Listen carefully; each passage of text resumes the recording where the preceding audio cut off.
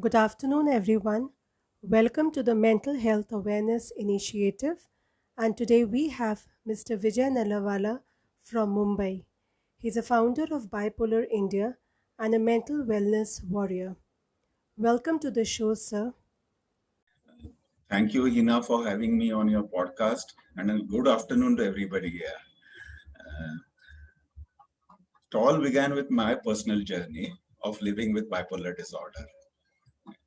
My symptoms came in at a very early age in adolescence, but due to lack of awareness back then, diagnosis happened a full 26 years later when I was in full-blown mania, and bipolar disorder was diagnosed when I was 40 of age. So there was a long gap between onset and diagnosis of the condition. It was a long haul from there to reach a stage of stability, but with a fantastic support system around me, a great team of psychiatrists, therapists, and my own self-care routine, I managed to recover to full functionality and stability.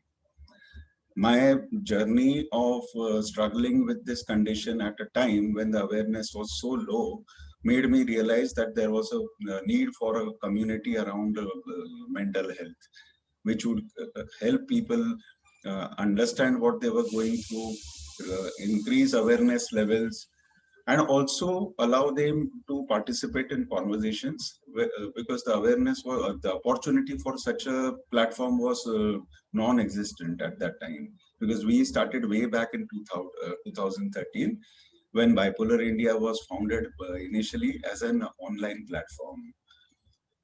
We later on ventured into offline peer support meets, monthly meets, which we used to hold in Mumbai. And later on, this movement has spread in other cities of India as well.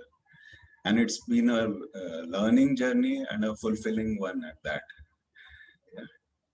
That is really nice that you have shared, and you have actually rightly said because of the fact that there is less awareness about something, so the identification also takes a lot of time.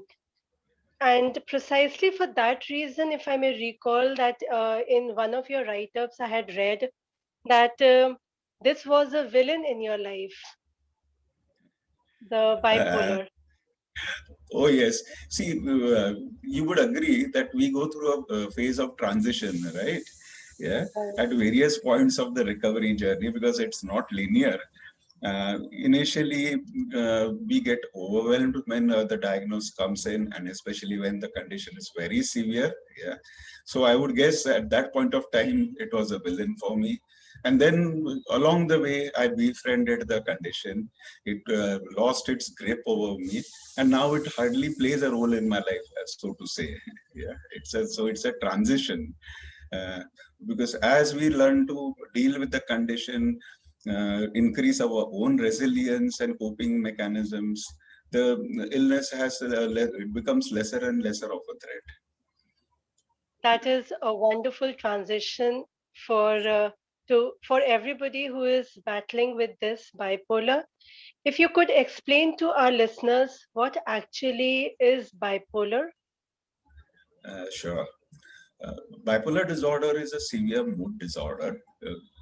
So, when we say mood disorder, everybody experiences changes in moods from lows because of experiences they deal with, or some elevated mood phase because of some happy occurrence in their lives or any other such event.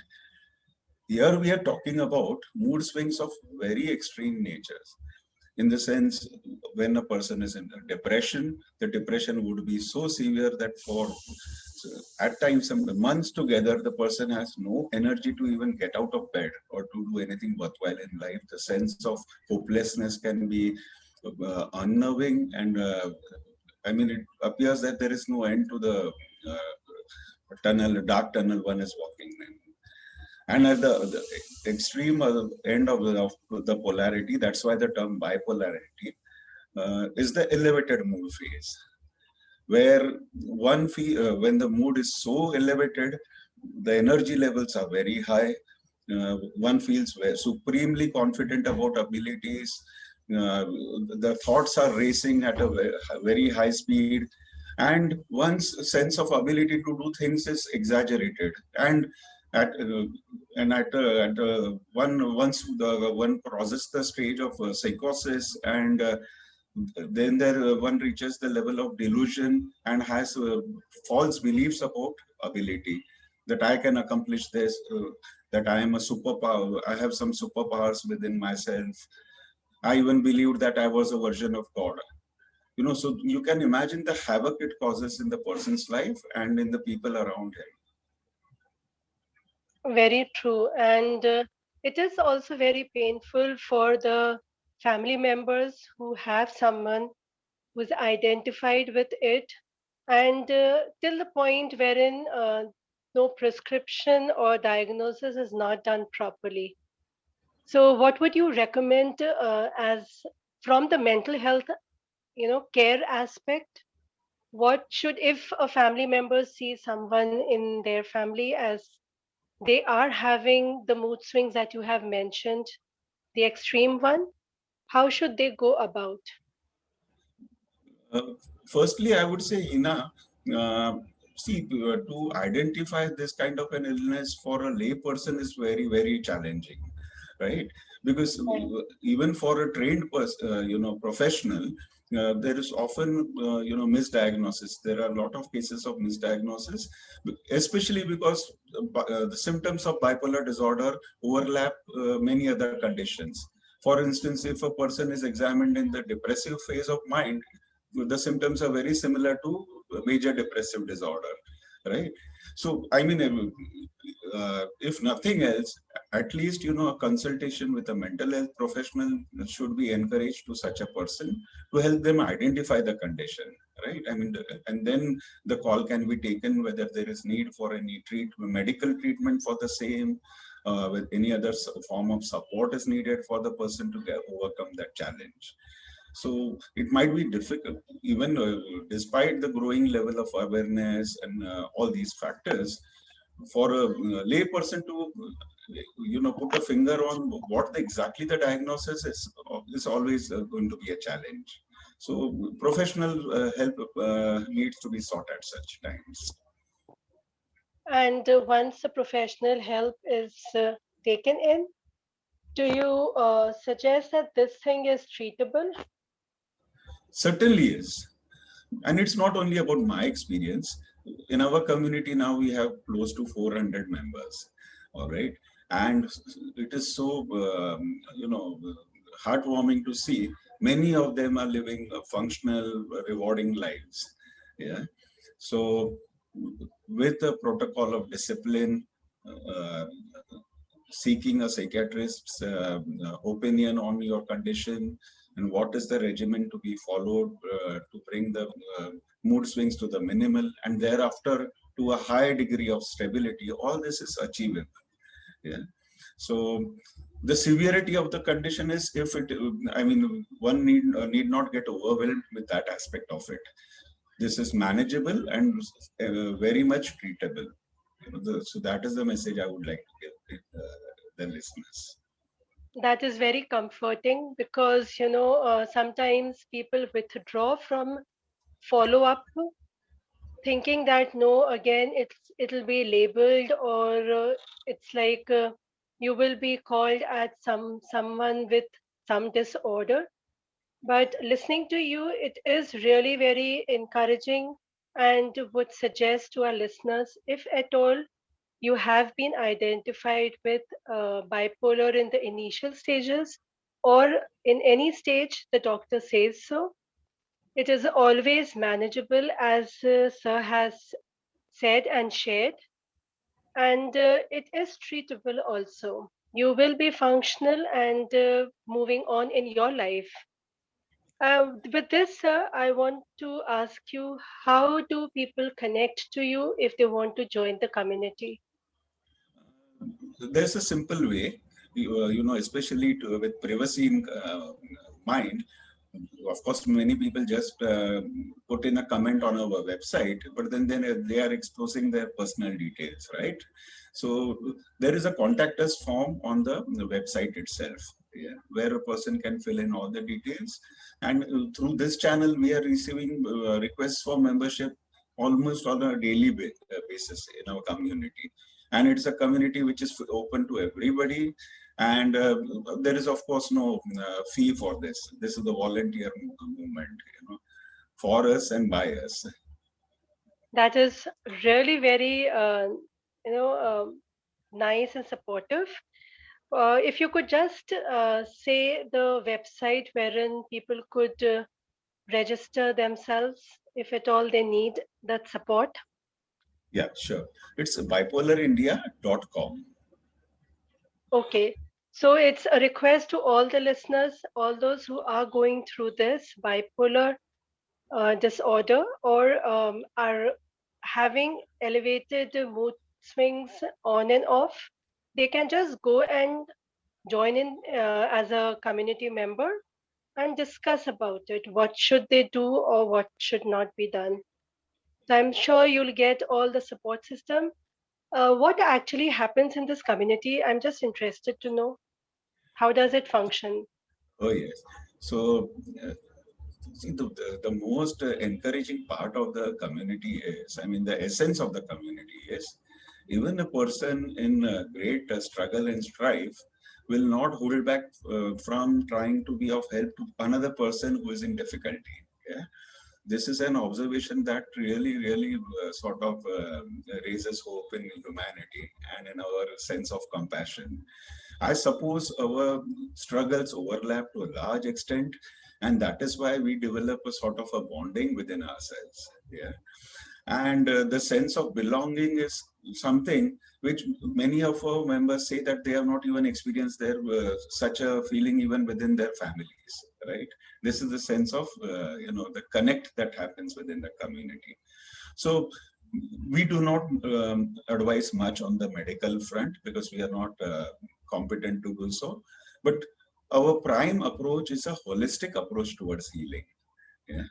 So, Okay. because we know that once we approach a psychiatrist, a therapist, they will be doing what's required on that front. Then the onus True. shifts are largely on the person to ensure that we take it to the next level by our own contribution, right? Yeah. So we have a Hmm. lot of emphasis on things like a regular exercise. It can be as simple as daily walks, a nutritious diet, sleep hygiene, which has got so much relevance with mood disorders. Yeah, a nutritious diet and yoga and pranayam, for instance. Yeah, all these things. Journal keeping. So sharing of these coping mechanisms also builds the knowledge base of the community. So awareness needs to go beyond just understanding the illness, and more importantly, it needs to take the person across the journey from deep struggle to recovery. That's the core purpose of the community. Yeah, and then it steps in at a time of a crisis. So somebody needs emergency hospitalization, and within our community, not only do we have those persons living with illness, and it's not again limited only to people with bipolar disorder, people with major depressive disorder, and even anxiety disorder are part of our community now. And along with that, a key component is family caregivers. Yeah. Because mental health does not exist in isolation, does it? I mean, there is the supportive role of the family, which is also so important in this. So, what the community also does is sensitizes them to the issues of what people are going through, also. That is a very good approach, I may say, as being a therapist myself. The role of the supportive community based work that you all are doing is excellent, and actually salute all the members to come forward and, to form that group and have the relatability part with each other, wherein they come forward with their own, let's say, coping techniques, sharing it, and everyone is there and desensitizing the family members. That's also, again, a very important thing because people have their own apprehensions regarding anything which is diagnosed related to mental health, uh, because it's still not so openly discussed about, and the awareness is still in its, let's say, mid stage, if not nascent stages. Have you experienced anything in the last year due to the pandemic? Uh, many people, many of our members have expressed, elevated levels of anxiety, for instance. Some have talked about depression. So essentially, even a normal, a regular person without such challenges is finding the pandemic difficult to cope with, because of the social cutoff that we have been experiencing for such an elongated period. It's not easy for any person. For people with such issues, it can become even more challenging to be cut off from that, nurturing environment of friends and colleagues and all those people who have been supportive in that period. It is challenging, and of course, the perceived threat that COVID imposes on our lives. That is also something which can be a trigger mechanism for us. It can lead to the constant fear of being infected, for instance. Yeah, so that can play on our minds and create havoc. So what we have done to sort of mitigate that to a large extent is we have connected up with us, community constantly in the form of peer support meets which have been conducted online. Yeah. And we have conducted sessions specifically dedicated to,